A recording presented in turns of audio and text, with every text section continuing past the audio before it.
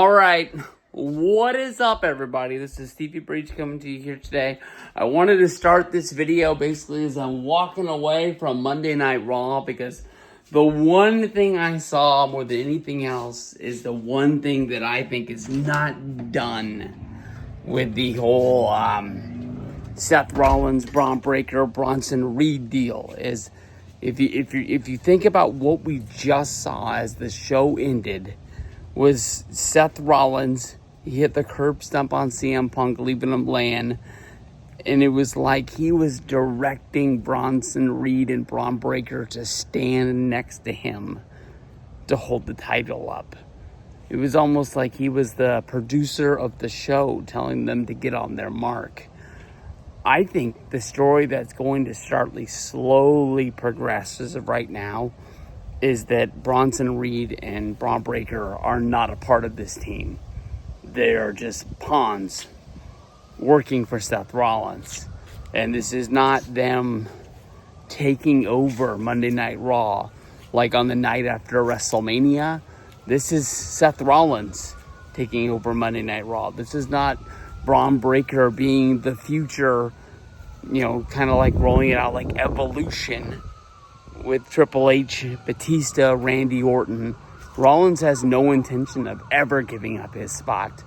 And Braun is going to have to figure out that he's going to have to take that spot. It's not going to be given to him. But that's honestly the first thing that came to my mind. Main event, LA Knight versus Seth Rollins, World Heavyweight Championship. Bronson Reed and Braun Breaker weren't allowed to be at ringside. But at one point, Rollins started yelling at LA Knight, "You want to hurt me? You want to take me out?" Going back to the whole build-up for their Saturday night's main event match that they had. And when I guess Seth Rollins was going to curb stomp LA Knight onto the concrete off of the announce table, he was jumped from the crowd by a returning CM Punk, who I guess is not taking any time off, who is not dead, who is not embarrassed. He's, a former World Heavyweight Champion that wants to get his revenge on Seth Rollins. And it's going to play out on Monday Night Raw and probably play out in a World Heavyweight Championship match come Clash of Paris. It was a throwaway main event match. LA Knight, I think he hasn't even really been featured since his Saturday night's main event win over Seth Rollins, which was really, really funny due to the fact that you think you get a high-quality match like that and you get a win, that you would work your way into like getting some sort of a title shot. But over on SmackDown, you've got Solo Sikoa and Jacob Fatu for the United States belt. You've got John Cena versus Cody Rhodes for the WWE belt, but nothing was promised, and he wasn't even seen SummerSlam weekend. No night one, no night two, no hanging out in the locker room doing the Papa John's commercial. He said he was on a vacation, but the second that he saw Rollins cash in, he knew he had to get there because he felt like he was deserved something due to the fact that he was the last guy to defeat him. Makes a little bit of sense, honestly, in my mind. But they had some fire right out of the gate. LA Knight gets the crowd going every time. He might not be my favorite guy, but I was starting to get him. I really, really was. And then he just kind of disappeared. And we're going to start all over, I guess. But other than that, maybe it's just a little bit of worn out of too much wrestling. I didn't watch Friday night. I don't even know why I didn't watch anything Friday night. I can't remember what the heck I did on Friday.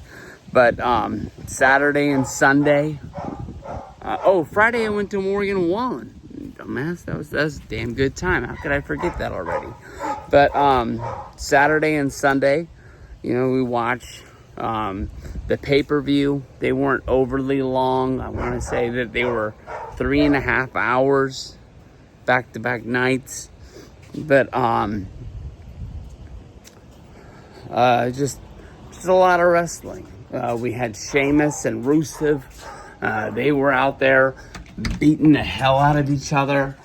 They fought through the entire night because they couldn't get their fight out in the actual match. So every time there was something going on backstage, we would see them back there beating the hell out of each other.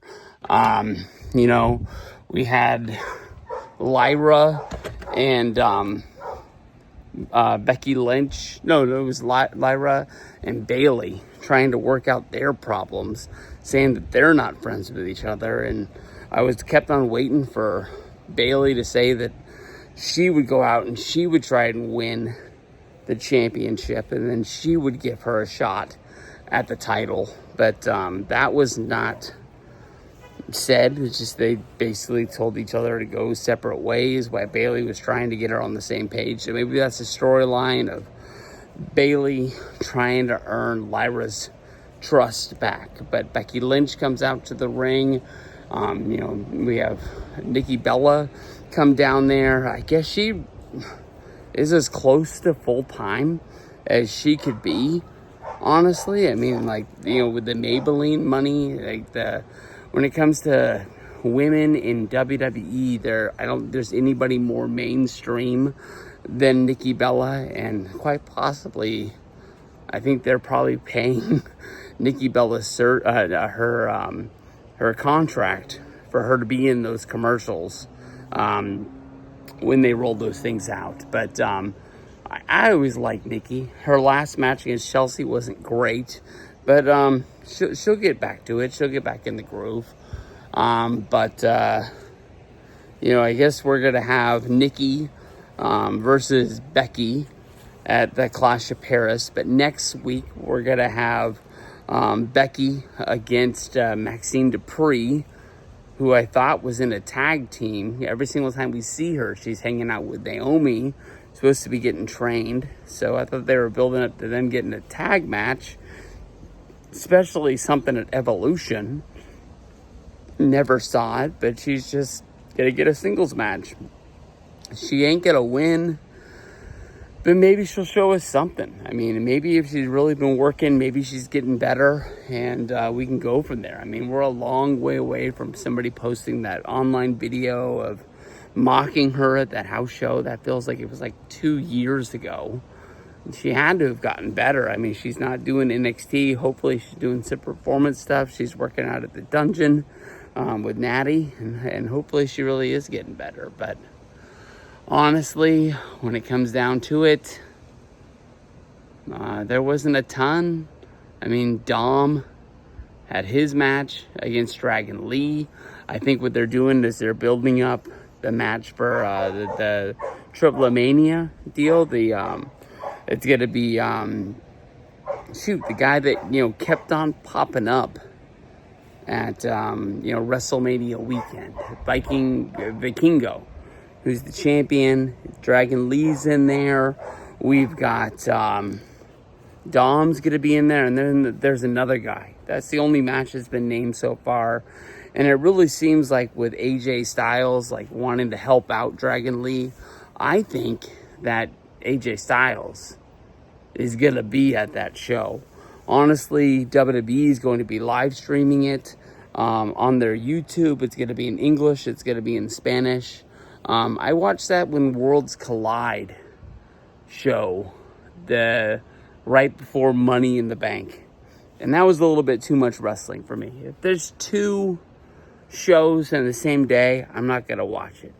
But I just kept thinking that something big was going to happen. I think if they start mixing WWE in with the AAA guys, I think they could really get something going. I'm not going to tell you that I'm a big fan of, when the TNA guys went there, but they were going there for a while, and it was working, whether if it was Jeff Jarrett or even that guy that was supposed to be the next Brock Lesnar. A lot of those guys were going down there, and they were getting heat and having good matches and stuff like that. So all in all, I mean, I'm not going to say Raw wasn't good. It didn't suck like it did like a few weeks ago when I felt like it was one of the worst things. But it pains me to say because I love her so much.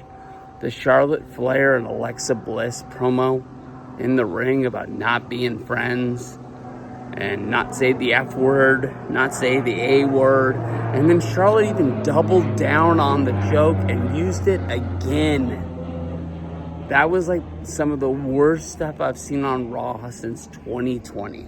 Something that made me just want to change the channel. And like I was saying to my buddy Omar when I was talking to him on Jeremy's channel, Rock and Roll. Omar's from the Ozone. I'm going to be hooking up with those guys sooner than later to talk some wrestling. But I should be on with Jeremy this week, maybe Tuesday, maybe Wednesday, not 100% sure.